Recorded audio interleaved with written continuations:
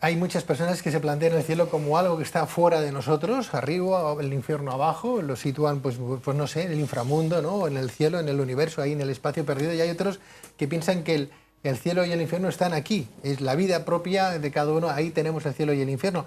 Pero Mario hablaba del alma, Jaume y Fran, pregunta para los dos, bueno, ya Sí. estamos en tertulia, por favor. Bien. ¿El alma en sí qué es? Bien, aquí yo haría una diferenciación, ¿no? O sea, una cosa es el cielo, correcto, ¿eh? Y otra es lo que tú decías, ¿no? De la salida del cuerpo. Yo haría la diferencia. Una cosa es salir del cuerpo. Yo puedo estar totalmente de acuerdo con esta teoría. Se sale del cuerpo, el alma existe, de acuerdo. Estoy completamente de acuerdo. Ahora, la existencia o no de un cielo, esto ya es arena de otro costal, ¿no? Pero ¿el alma qué es entonces? Bueno, es como decía el compañero, ¿no? Tiene un peso, existe, está.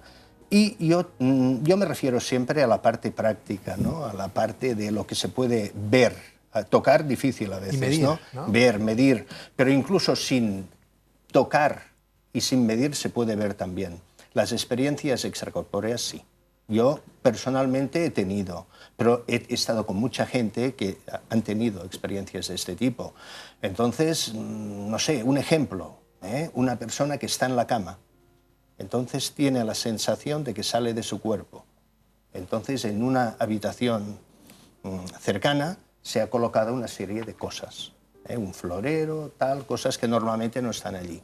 Esta persona, sin abandonar la cama y viéndola, estirada en la cama, sale en teoría de su cuerpo, vuelve otra vez y te cuenta lo que había en la habitación aquella. Claro que habrá gente siempre que dirá que puede ser telepatía, que la misma persona que ha puesto los tiestos o los carros, pues inconscientemente puede haberle pasado, y si la persona estaba sensitiva puede haberlo recogido. Cada cual, yo lo que me doy cuenta, ¿no? En estos casos, que todo el mundo barre un poquito hacia su casa, ¿no? Lo malo es los que no tenemos casa, que lo tenemos más complicado. Fran, el alma, algo difícil, tangible para algunos, medible para otros, ¿no? Incluso con densidad, pero el alma en sí, ¿qué es? ¿Es el espíritu? ¿Es esa materia que hay ahí que nos rodea, que se puede llegar a pesar, o el alma es otra cosa? ¿Qué es? Yo creo que el alma es prácticamente nuestra conciencia, o sea, nuestra esencia del yo, lo que nosotros somos como persona, ¿no? Más allá del cuerpo que tengamos o no tengamos, ¿no? De hecho, el miedo a la muerte se tiene miedo no a perder nuestro cuerpo, sino a tener nuestra propia esencia, nuestra propia conciencia de yo, de lo que soy, ¿no? Cuando las personas hablan de estas experiencias, de estas salidas del cuerpo, por ejemplo, cuando cuentan lo que un médico les ha hecho, el instrumental que tenían, lo que estaban comentando, todo esto, ellos se sienten ellos mismos. No se ven su cuerpo, tienen una visión giratoria de 360 grados, o sea, cuentan una serie de experiencias, pero cuentan que son ellos mismos, que en esencia son ellos, su propia conciencia. Si me permites, cuando sueñas también eres tú mismo. Claro, y también te puedes ver y estás bueno, soñando. no es exactamente. Es cierto que las experiencias cercanas a la muerte o el uso de determinados narcóticos, que a veces se utilizan esas experiencias cercanas a la muerte para paliar el dolor, son similares al sueño. El sueño, de hecho, tiene algo de narcotizante. Hay determinados elementos químicos que actúan como narcóticos en el interior del subconsciente cuando está el soñante en determinadas fases de su sueño, y no eres tú mismo siempre en todos los sueños. Eso se puede comprobar. Hay un hombre puede estar soñando que es una mujer, puede estar soñando que es un vampiro, puede estar soñando que es otra persona, pero la puede soñar que está tuya. soñando a sí mismo, pero en cambio cuando uno sale de su cuerpo, en las experiencias cercanas a la muerte, sí se sueña a ser sí mismo, pero lo curioso es que no hay edad. Eso es otro de los elementos. ¿Dónde está la diferencia el alma no tiene yo tuve en el que sale, una experiencia de este tipo. Yo la tuve. Entonces, ¿tú personalmente? Sí, personalmente. Entonces no sé exactamente, yo como soy muy crítico conmigo mismo, además, yo viví la experiencia. Ahora, yo realmente, es cierto, es atemporal, yo pasé por un túnel muy rápido, muy deprisa, y veía gente que me venía al revés, ¿no? Pero no era gente que vieras, o sea, muy complicado, como unas formas extrañas. Entonces, quizás por mi educación religiosa, que es la del país, ¿no? Cuando llegué al final del túnel, vi como una especie de río, y al otro lado del río había una gente que yo sabía que eran familia mía, que me estaban esperando. Algunos los conocía porque ya los había conocido en vida, pero otros sabía que eran el bisabuelo o la bisabuela. Yo los veía. ¿Y cómo sabes hacer la distinción entre en un estado de elucubración, por ejemplo, de ensoñación, que lo da la propia morfina en un momento determinado, si estás en una operación o te están poniendo algún tipo de anestésico, ¿no? ¿Cómo puedes saber, cómo puedes llegar a diferenciar eso, ¿no? Porque tenemos unos conceptos, hemos leído libros, se nos quedan una serie de imágenes, palabras, conceptos, cosas que hay escritas y uno las puede llegar a asumir como propio. El túnel, lo del túnel está bien, pero hay mucha gente que ve el túnel. Y gente que no lo ve. Y gente que no lo ve, ¿no? Gente que sale de un coma y no has enterado de nada. ¿Cómo podrías llegar a diferenciar si no era un estado de ensoñación que no, de verdad? Vamos a ver, yo quizás lo que te diría es, para podértelo explicar, tienes que haberlo vivido. Claro, es una experiencia... no sé, como un ciego de nacimiento, ¿no? Que te cuente cómo es el color amarillo, ¿no? Claro. Es distinto, no es un sueño, es totalmente distinto. Claro, es que cuando la propia persona cuenta lo que le ha sucedido, dice, bueno, es que incluso llega a pensar, pero estoy soñando. Sí, sí, sí. Aparte que había una cosa que me llamó muchísimo la atención, que esto es lo que me rompe un poco los esquemas, ¿no? Debido quizás a esta educación judeocristiana y tal, vi a un señor con barba blanca que llevaba un pergamino en la mano y me dijo, aparte que me lo dijo en catalán, cosa... supongo eso también tiene que ver, ¿no? Y me dijo, traducido, me dijo, ¿qué haces aquí si aún no te toca? Digo, pero si allí está mi familia y tal. Dice, vale, pero es que no te toca. Dice, a ver, déjame ver. Y abrió el pergamino y miró y yo vi un número, pero solo las 2 últimas cifras. Y me dijo, no te toca, no, tienes que volver atrás. Entonces noté como si me absorbiera una aspiradora y volví atrás, pum, y entré en el cuerpo otra vez, ¿no? Ahora, si me dices, ¿qué valoración le das a todo esto? Lo que te he dicho al principio, no lo sé. Fran, es distinto, pero no lo sé.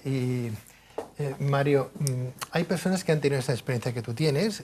Aquí nosotros hemos entrevistado a personas que, como tu caso, pues nos la han explicado, incluso médicos de hospitales que han visto que aquella persona al día siguiente les ha explicado los comentarios que hablaban los médicos entre unos y otros sobre algo particular. Bueno, pueden haber otras 1000 explicaciones que incluso se veían desde arriba, desde la propia habitación o desde el propio quirófano, diciendo que habían pasado por un túnel, los familiares, al final una luz muy potente, que les decía algo, no es tu momento y vuelve para atrás, etc. Yo luz potente no vi. Pero uno piensa, bueno, hay mucha literatura, todos leemos, hay una serie de arquetipos o de modelos que a lo mejor se quedan grabados en nuestra mente y eso los utilizamos en un momento determinado. No es lo mismo haber leído sobre esto y tener la experiencia que tener la experiencia sin haberlo leído. La cosa cambia cuando eso le ocurre a gente que no han leído nunca, no conocen ningún tipo de fenomenología paranormal y explican ese tipo de cosas. Esto es donde está lo difícil. Fran, la pregunta va para ti. Estábamos hablando del alma y estamos hablando de una energía que parece que se va en un momento dado cuando estamos en una muerte casi aparente, ¿no? Al menos clínicamente parece que te estás muriendo, ¿no? ¿Estamos hablando de lo mismo? Cuando se habla del cordón de plata, de ese cordón que une a nuestra envoltura, a nuestro espíritu, pero estamos hablando de lo mismo. El alma es eso, lo que se va, lo que aparece en ese túnel, lo que nos llega a conocer a sus familiares cuando estamos en ese túnel, que luego hay alguien que dice, no es tu momento, vuelve para atrás. Claro. ¿Es lo mismo? ¿Es la misma alma? Yo entendería que sí, que es nuestra propia conciencia lo que tiene esa percepción de... Es muy curioso porque en el túnel no todo el mundo habla de familiares. Se dice que te esperan aquellas personas con las que tú has tenido un vínculo especial, no necesariamente familiares. Puede ser un amigo, puede ser una exnovia, puede ser cualquier otra persona. De todas maneras, sí que hay un tema interesante en lo que hablábamos del cielo, de la visión del cielo para los cristianos, los judíos, quienes sean, ¿no? Que si hay un punto para mí común, que a pesar de ser muy diferentes, en lo que sí son todos iguales es su estado, es bueno, ¿no? Podríamos decir, entre comillas, su estado ideal.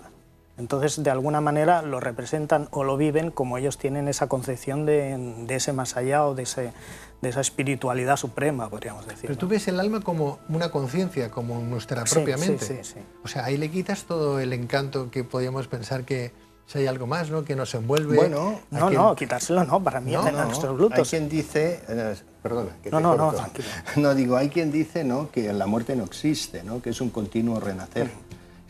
Tú hablabas sobre el cordón de plata, pero también se habla del cordón de oro y otro más conocido que es el umbilical. Cuando naces mueres de un tipo de vida para salir a una vida distinta.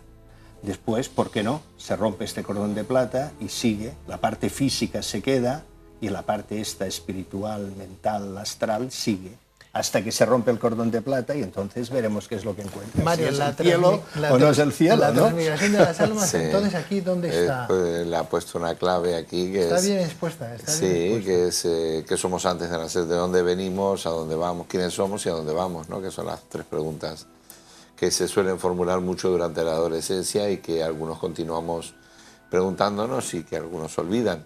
Y que hemos sido antes de nacer, qué era de nuestro cuerpo o en qué lugares habitábamos o cómo estábamos. Eso es tan importante como las experiencias posteriores a dejar el cuerpo humano para adquirir otro tipo de corporalidad, que puede ser más o menos corporal.